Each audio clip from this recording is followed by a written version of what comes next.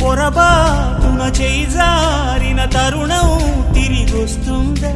ప్రతి పూటొక పుటలా తన పాఠం వివరిస్తుందా మన కోసమే తనలో తను రగిలే రవి తపనంత కనుమూసిన తరువాతనే పెను చీకటి చెబుతుందా కడతేరని పయనాలెన్ని పడదోసిన ప్రణయాలెన్ని అని తిరగే ఛాయా చరిత పుటలు వెను చూడక ఉరికే కథలు తమ ముందు తరాలకు స్మృతుల చితులు అందించాలా ప్రేమికులు ఇది కాదే విధిరాత అనుకోదేం ఎదురీత 10 నెలలు తనలో నిన్ను మోసిన అమ్మైనా